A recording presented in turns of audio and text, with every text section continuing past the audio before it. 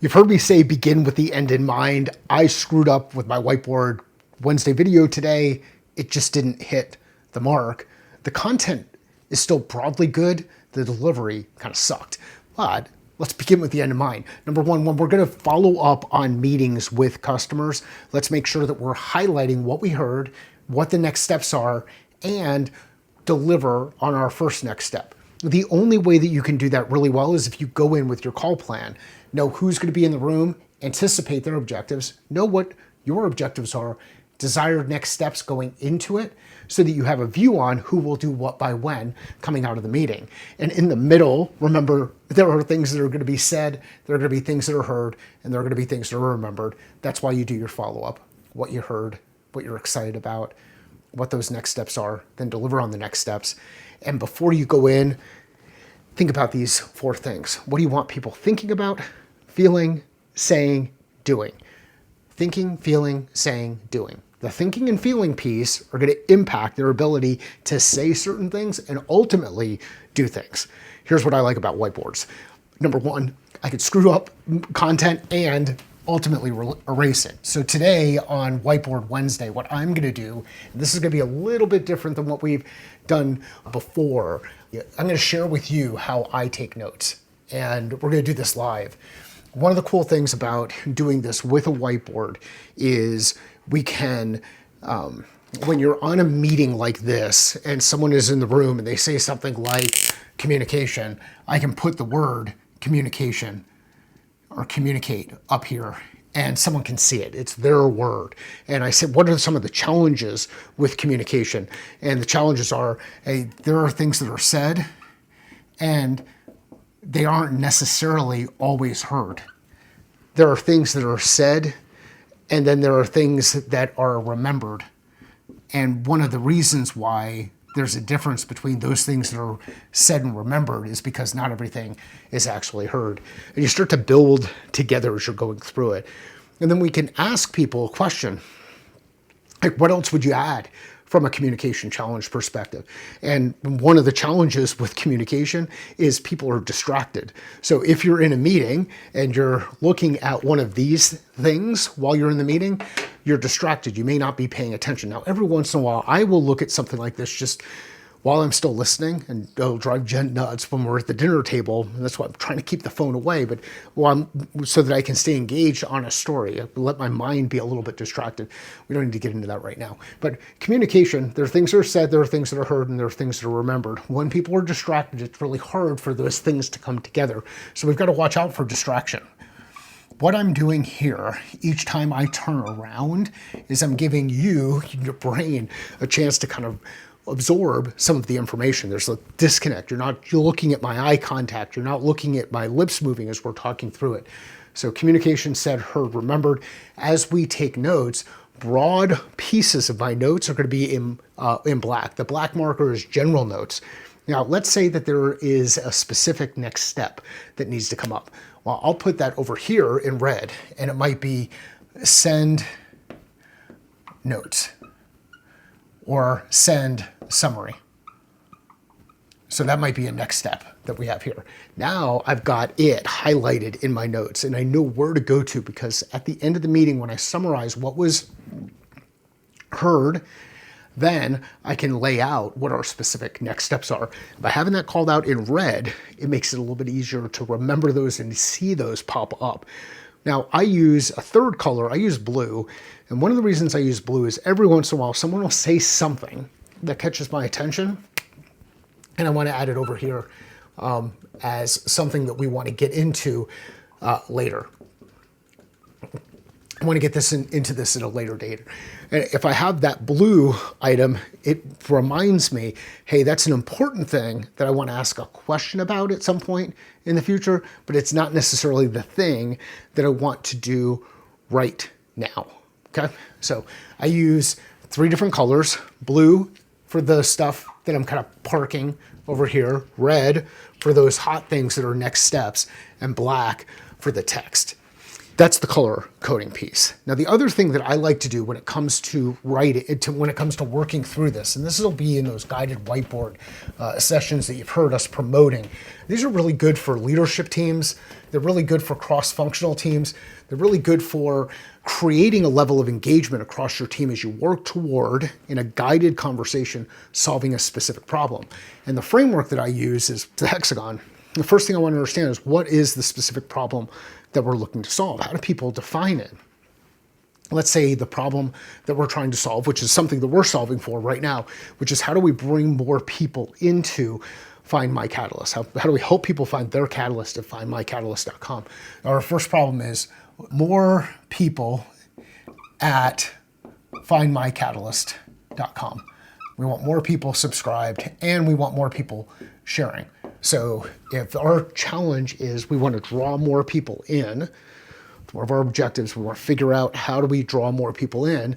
Well, one of the things we need to think about is, okay, what are the specific problems that we solve inside the platform? Well, one of the things we solve for inside the platform is how people learn, or how they learn, think, and act, how they learn about new topics, leadership skills specifically, how they think about application of those skills, and then how they move to taking action. So we want to help build better leaders and better revenue professionals through Find My Catalyst. So we're solving for the leadership challenge, specifically in the context of revenue related roles. So now we've got some definitions in here. We agree that, hey, we want to draw more people. The type of people we want to bring in are people who are both individual contributors and leaders in the context of revenue and operations inside organizations. Now, the next piece might be, hey, why is it important to solve that leadership challenge? Because ultimately, if we can get people to findmycatalyst.com, we're going to be able to help solve this challenge. Okay, well, let's think about it in this context. We want to get people there. We want to solve for the problem. Who has the problem? Who has the leadership problem? Who are some of the people that have the leadership problem? Well, anybody who works for a crap leader has a leadership problem. Anybody who is raising kids has a leadership challenge.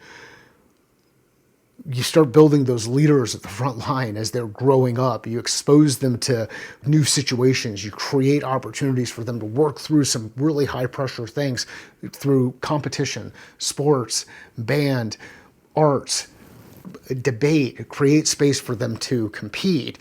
They will understand and they will start to build certain leadership skills, which include problem solving, decision making, goal setting and execution, design and communication. So who has the problem? Well, really the future leaders that are out there. Who's impacted by it? It's all of us. It's the people inside our families. It's our kids. It's the people that we work with. It's the people that are our customers. Who cares about those people?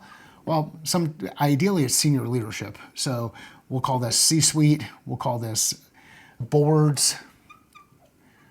The family members that are getting older.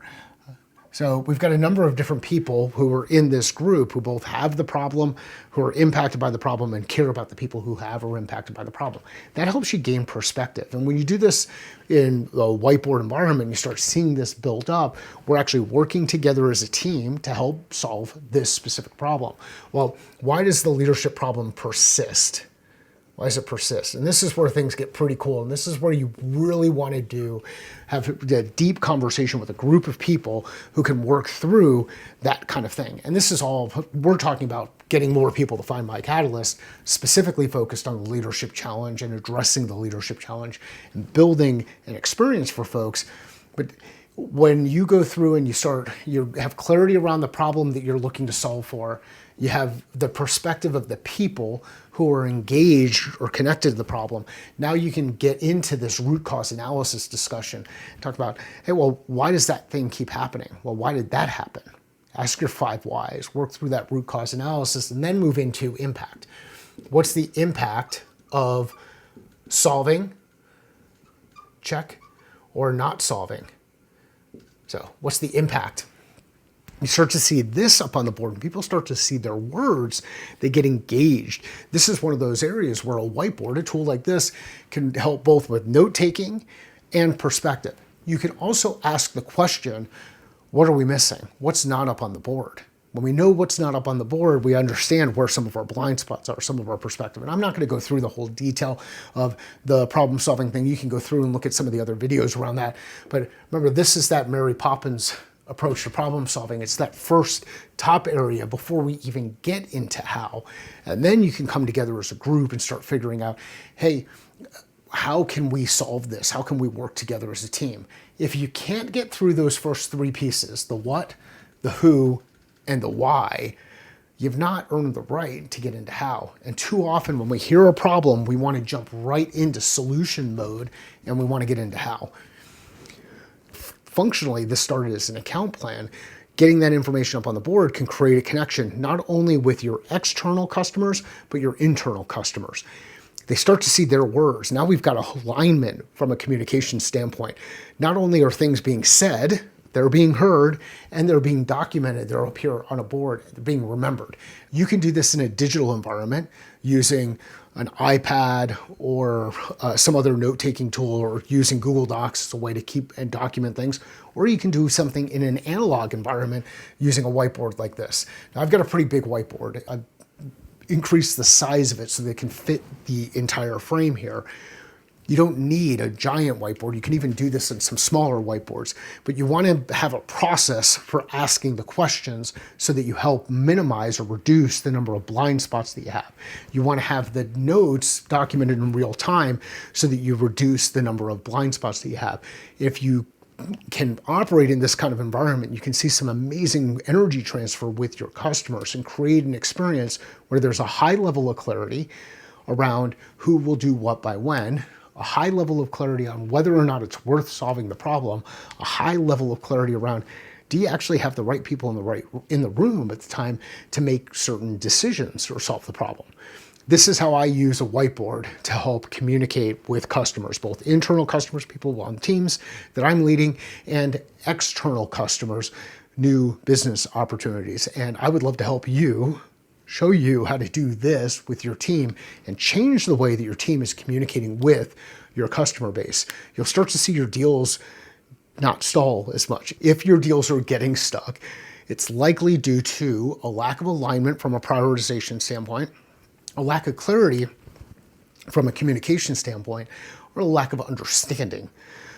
Use a tool like this to help create that level of alignment. Keep things super, super simple. And when you make a mistake, like I did a little bit earlier, go ahead and just erase it and move on to the next. You can find your catalyst at findmycatalyst.com. If you'd like some help with something like this inside your team, know that I do guided whiteboard sessions. If you're looking at improving communication inside your organization and thinking about that topic that you should have at your next sales kickoff, you know a guy. Find your catalyst at findmycatalyst.com. Thanks.